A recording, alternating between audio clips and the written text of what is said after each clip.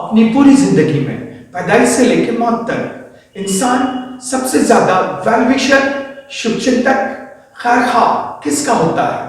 Definitely खुद का होता है।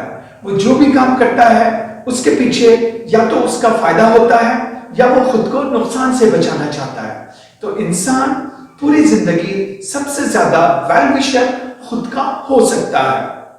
अगर आपसे सवाल किया जाए कि अगर आप 20 साल पीछे जाएं और खुद को कोई एडवाइस दें तो आप क्या एडवाइस देंगे?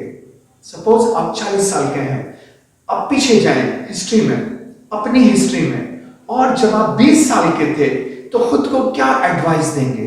क्योंकि आप खुद को जो एडवाइस देंगे वो वेल विशिंग पर बेस होगी। तो बताएं खुद को क्या एडवाइस देंगे? चलिए ये सवाल मैं खुद से पूछता हूं कि मैं 20 साल पीछे जाता हूं और खुद को कोई एडवाइस देता हूं, एक ऐसी एडवाइस जिसमें मुझे ज्यादा से ज्यादा फायदा हो, ज्यादा से ज्यादा नुकसान से बचूं, और मैं नहीं चाहता कि मुझे कोई बुरा तजुर्बा, बुरा नुकसान हो। इसलिए मैं खुद को जो भी एडवाइस दूंगा नेचुरल है, वो बहुत ज्यादा वेल विशिंग पर आधारित होगी। तो अगर मैं 20 साल पीछे जाऊं और खुद को एडवाइस दूं तो मैं खुद को 3 एडवाइस दूंगा। पहली एडवाइस, सक्सेस मीन्स एफर्ट्स। कामयाबी का मतलब कोशिशें। अगर मैंने कोशिश कर ली तो मैं कामयाब हूं। रिजल्ट आए या ना आए, अच्छा रिजल्ट आए, बुरा रिजल्ट आए, लेकिन सक्सेस मीन्स एफर्ट्स।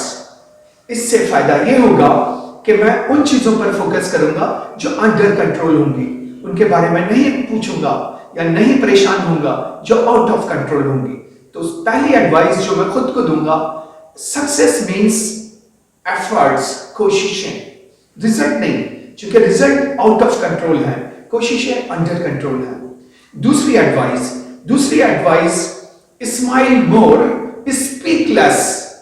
ज्यादा से ज्यादा मुस्कुराओ और कम बोलो, क्योंकि जैसे ही हम बोलते हैं हमारा थिंकिंग प्रोसेस रुक जाता है, लेकिन जब हम खामोश होते हैं तो हमारा ऑब्जर्वेशन बढ़ता है, चीजें बोलने लगती हैं, इंडिकेटर पढ़ने लगते हैं और हमारी समझ में आ जाता है कि जो चीज दिखाई जा रही है और जो चीज नहीं दिखाई जा रही, दोनों में क्या फर्क है। स्माइल मोर, ज्यादा स्माइल करने से फायदा यह होगा कि हमारे अंदर काम आएगा, और बेहतरीन कारनामे इंसान इनर काम की सूरत में ही कर सकता है। तो दूसरी एडवाइस जो मैं खुद को दूंगा वो होगी स्माइल मोर, स्पीक लेस। स्माइल मोर, स्पीक लेस। तीसरी एडवाइस जो मैं खुद को दूंगा, क्योंकि मैं खुद का सबसे ज्यादा वेल विशर हूं, इसी तरह आप खुद के सबसे ज्यादा वेल विशर हैं, और वो एडवाइस होगी रिजल्ट ओरिएंटेड एक्ट, यानी कामों को नतीजों के एतबार से करना।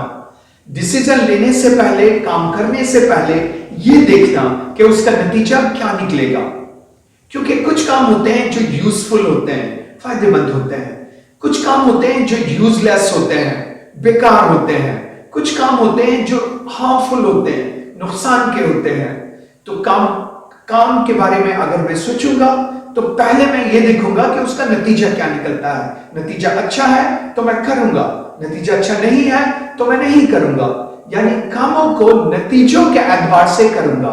रिजल्ट ओरिएंटेड एक्ट, कि पहले देखूंगा नतीजा, फिर डिसाइड करूंगा कि करना है या नहीं करना। कोई भी काम करने से पहले उसके रिजल्ट को देखूंगा कि इस काम से क्या रिजल्ट आता है।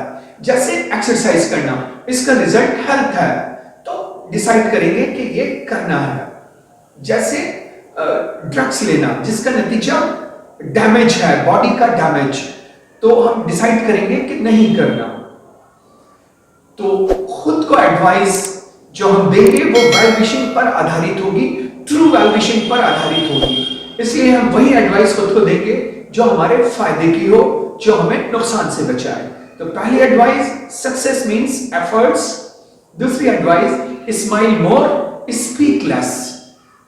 तीसरी एडवाइस, रिजल्ट ओरिएंटेड एक्ट, कि पहले काम करने से पहले ये देखो कि नतीजा क्या निकलेगा, उसके बाद डिसाइड करो कि काम करना है या नहीं करना। नतीजा अच्छा है तो काम करना है, नतीजा अच्छा नहीं है तो काम नहीं करना। Result oriented act.